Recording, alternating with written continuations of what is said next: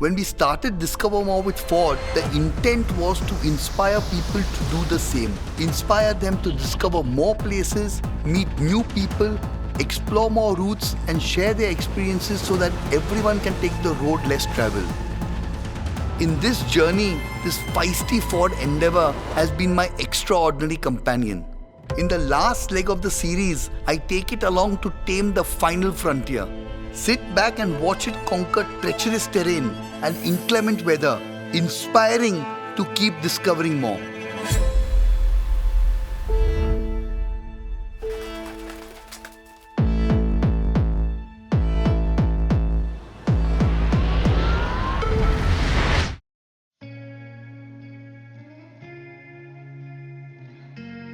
Right, so it's road trip time again. This time I'm headed to, oh by the way, this woman is making a habit of it. I can't seem to pass through Delhi without her jumping into the car. Anyway, I don't mind, she's good company. So, it's been 14 years since I've been to Ladakh and the Manali-Leh road has been done to death. So this time, there's a new road that goes through Zanskar up to Kargil and then to Leh. So that is the road we're going to be exploring this time. And I'm quite excited because it's a broken road and full of adventures, river crossing and boulder fields and glaciers and all that. So, but for now, we were enjoying the smooth tarmac on the drive from Delhi towards Manali.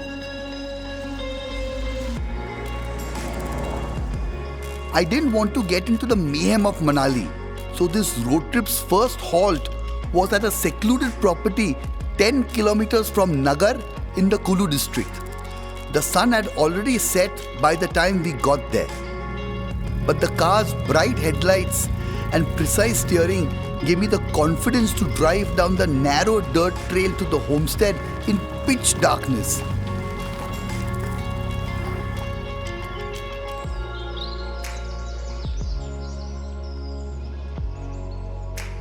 We had this lovely little property called the Sanogi Homestead, which is 10 kilometers from Nagar and about 45 minutes from Manali. And today is our day of rest because it was a long drive from Delhi, 14 hours. But tomorrow the adventure starts because we are going to be heading into Zanskar and that's going to be hardcore.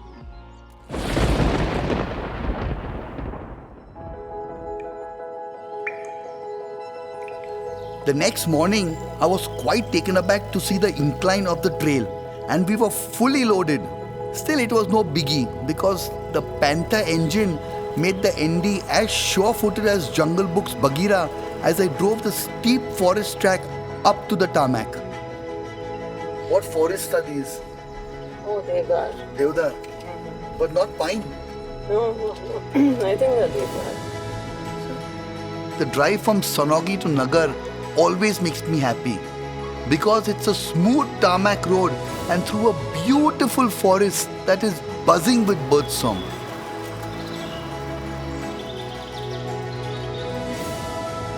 The Atal tunnel that cuts through mountainous mass below the Rohtang Pass makes it possible to race the rain and beat it from the districts of Kulu to Lahore. And true enough, while it was rainy at the south portal of the tunnel, we emerged from the north portal to considerably drier weather. Even the terrain had changed because we'd gained 4,000 feet and had left the tree line behind. We were now in big mountain country.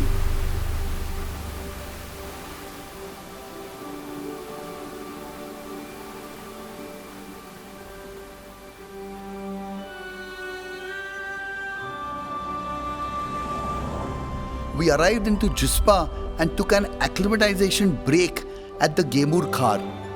This comfortable lodge stands on the site of an old manor house that was once the last outpost on the caravan trail connecting India to the Silk Route. Traders and explorers halted here to prepare themselves for the arduous journey ahead through Zanskar, Ladakh and the Karakoram Pass.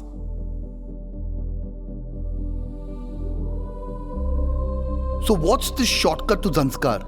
We're here at Jispa, and if I wanted to drive to Padum in Zanskar, I would have to go via Leh and Kargil, distance 780 kilometers. But at Darcha, 13 kilometers from here, there is an ancient caravan trail that crosses the Zanskar range and goes to Padum. Distance just 135 clicks. That is the route. Short in distance but high on adventure, and one that Google Maps does not deem motorable.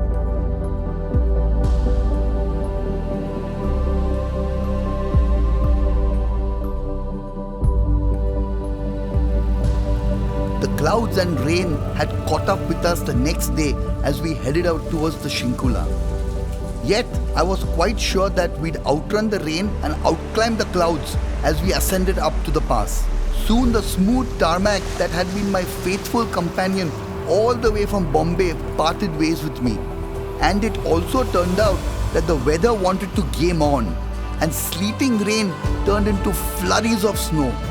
Traversing any high-altitude Himalayan pass is not without risk. But today it was compounded because the incessant rain had turned mud into slush and rocks were coming loose. It would be correct to say that at times the python of fear started to uncoil in my stomach, because as we climbed higher, the weather went wilder. My constant reassurance though was the knowledge that the car I was driving would keep calm and carry on.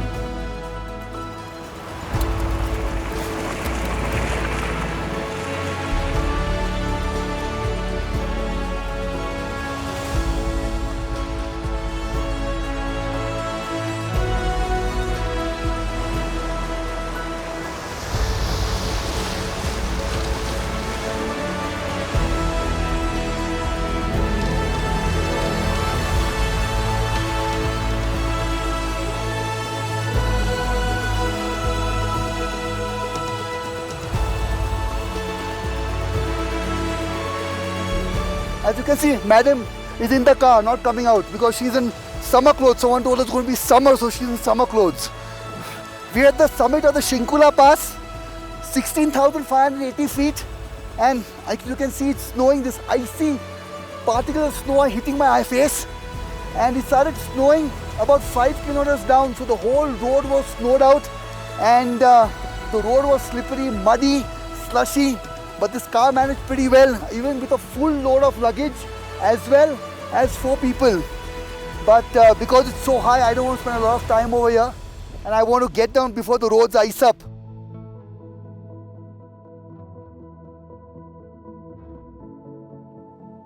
As we descended the pass, the snowfall eased off, but there were tight hairpins that often needed a 3-point turn.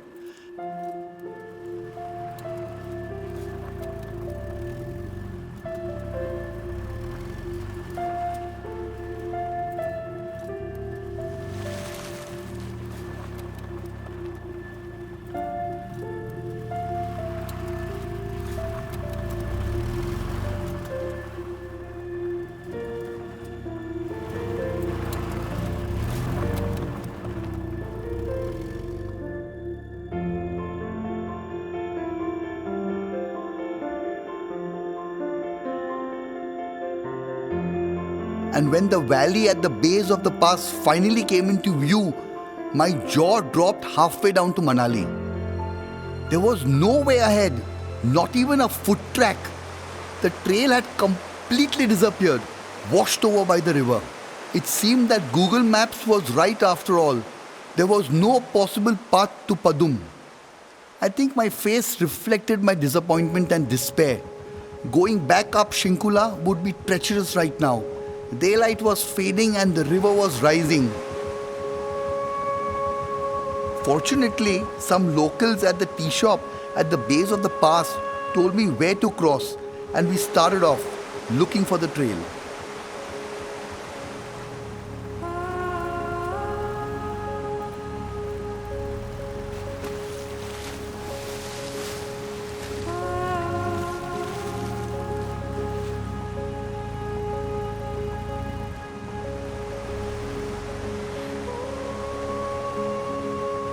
Finally, we arrived at our campsite, and by the time dusk had disappeared, we had a roaring fire going and comforting hot soup to sip. It had been a cold day on a dodgy road, but now the tents were pitched and mutton curry was simmering on the stove. Life was good. The next morning, the weather had become benevolent.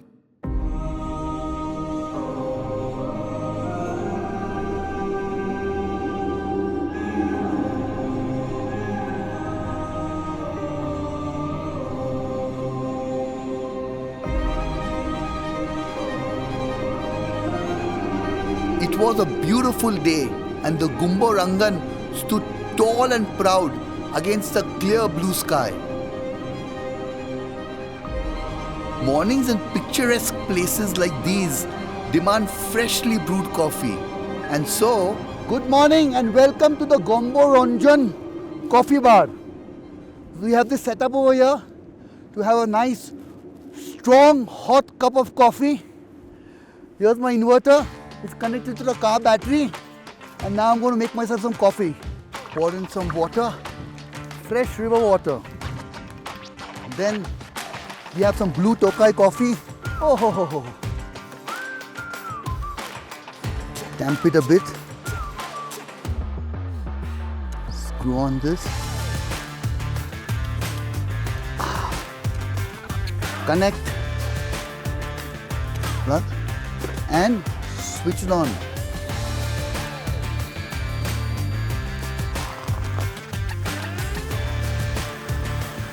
So the coffee is ready, and get nice hot percolated coffee.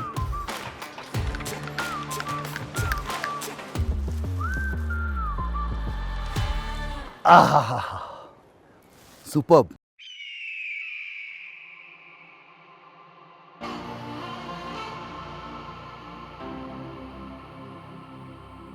Coffee and breakfast done, it was time to pack up and carry on towards Padum.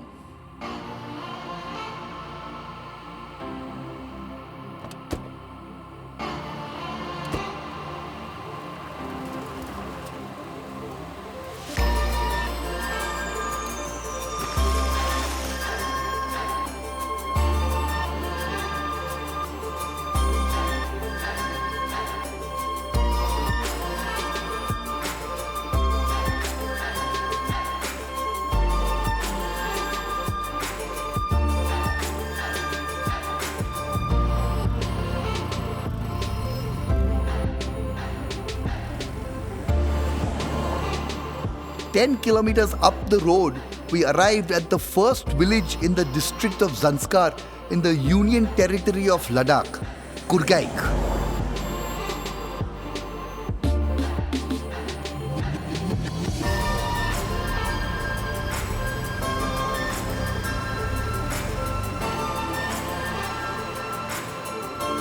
This village is an ancient staging point into the Zanskar Valley. Electricity hasn't got here yet, but it had modern pandemic protocols in place. And we were flagged down, details noted, sat down and tested. And as expected, we were all COVID negative. After that, Jyoti needed some tea to recover from the trauma of testing. So at the next village, we stopped at a tea shop run by a local weaver. Chai. Rishad, he doesn't have milk. Do we have milk? Okay, yeah, we have. Where is it? It's accessible in the bag.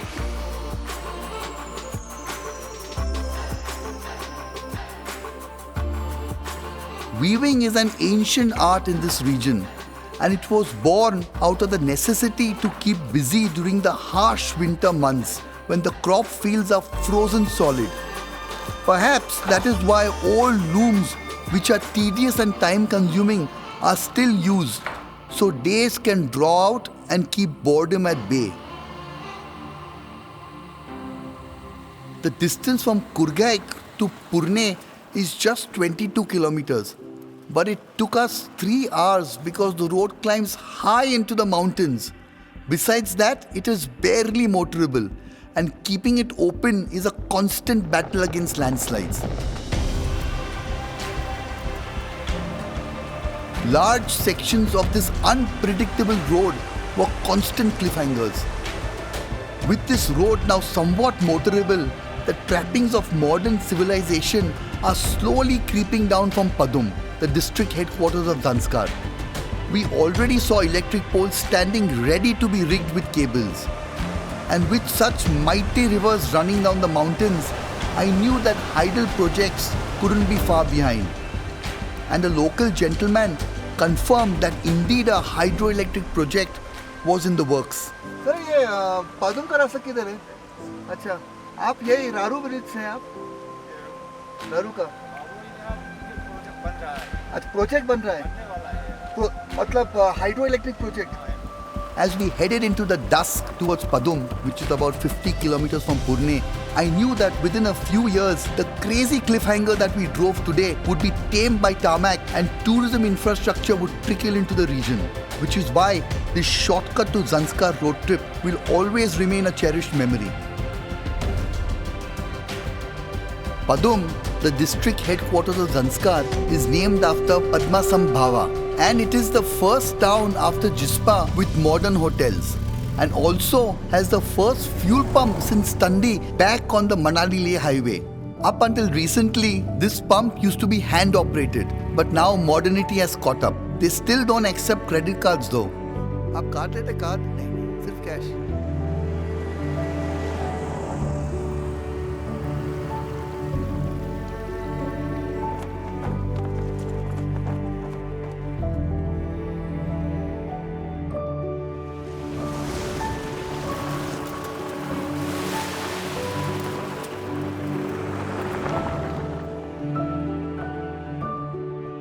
We had our first and only puncture about an hour out of Padum. But since I was carrying a compressor and a puncture repair kit, it was hardly an inconvenience.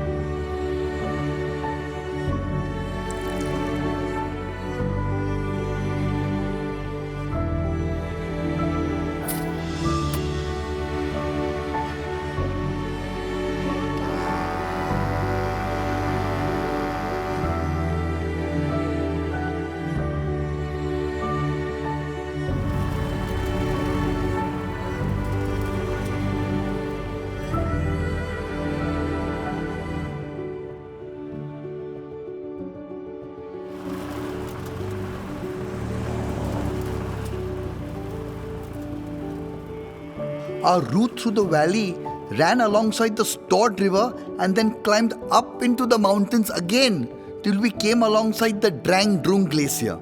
This 23-kilometer long tongue of snow and ice is second in size only to the Siachen Glacier and is the source of the Stord River.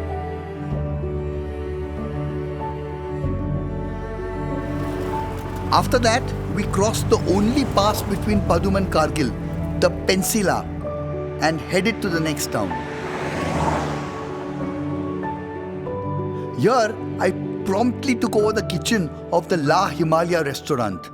We stopped at a place called Rangdum. It's between Padum and Kargil, and they're having lunch over here. So my crew was carrying all these packets, ready to eat food. So I'm just heating it up. Nurbur is kind enough to let us use his kitchen. Welcome, sir. I'm making chai because Jyoti's been complaining but about the chai doesn't have enough ginger. So I've cut up so much ginger and put it inside. So now when she has it, there's going to be water coming out of her eyes. Mark my words.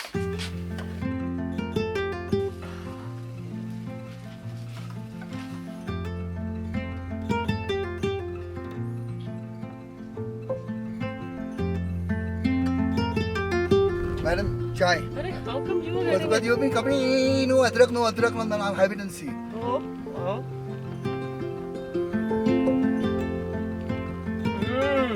Really? Excellent. Very good. Yes, thank you. After Jyoti's rather amplified approval of the chai, we carried on up the road to Kargil, now driving along the Suru River.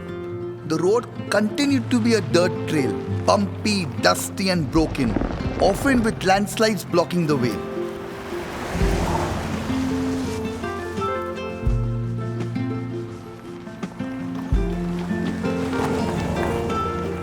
which is why my happiness sort of overflowed when we finally came upon tarmac.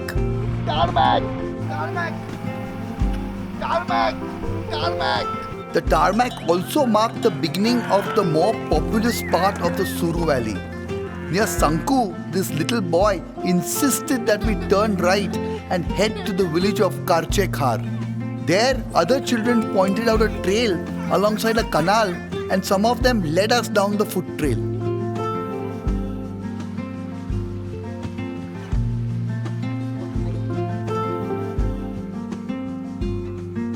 And it led to an absolutely stunning 7th century rock face sculpture. So we were pushing from Padum to Kargil, okay, but just an hour before Kargil there's a place called Sanku, and there's a right turn from the Sanku market, and about 6 kilometers down that road there is this ancient Buddha statue that's been cut into the rock, and it's quite tricky to find, but these little local boys helped us find it, and that's it. It's a beautiful statue that's cut into the rock. It's called the Chamba Buddha. Now we are pushing for Kargil.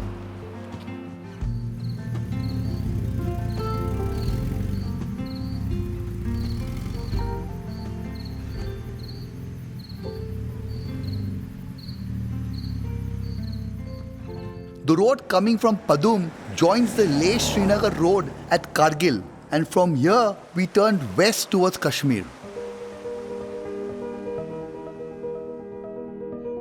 The Kargil War Memorial that stands in Dras, 54 kilometers from Kargil, is a must visit.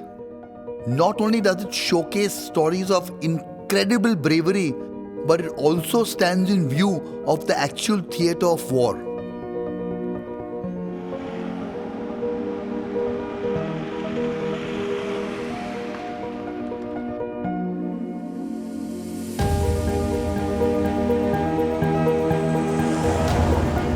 Ahead of Dras, we headed towards the final high-altitude pass of this road trip, the mighty Jojila.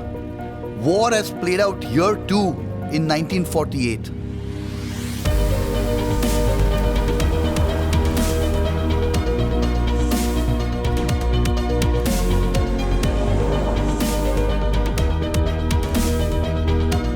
The Jojila is a crucial pass linking Srinagar to Leh from time immemorial, and keeping it motorable is hard work, even during the summer. And traffic jams are a common occurrence, which is why work on a tunnel is ongoing. When completed, this 14.2 kilometer long tunnel will make the ancient and historical Jojila redundant. We crossed into the verdant valley of Kashmir and overnighted at Farah's homestay, a charming bed and breakfast 10 kilometers from Sonmarg on the road to Srinagar. Sitting pretty right on the bank of the Sindh River, this property is perfectly secluded from the cluster of hotels in Sonmarg.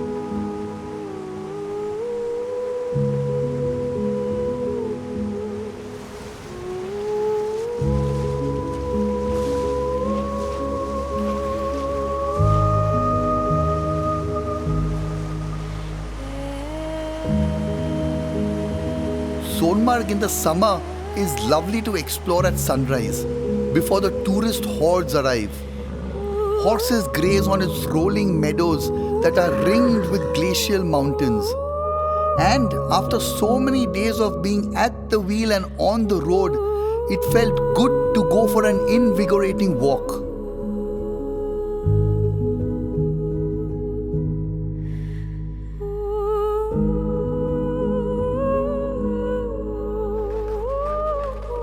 Later today, I would drop Jyoti off at Srinagar airport for a flight back to Delhi, and I would start the long drive back to Bombay. But for now, we were relishing one last cup of tea in this very pretty place. For all you Ford owners out there, I hope that these videos will continue to inspire you, and your journey of discovery takes you and your Ford on many, many more adventures.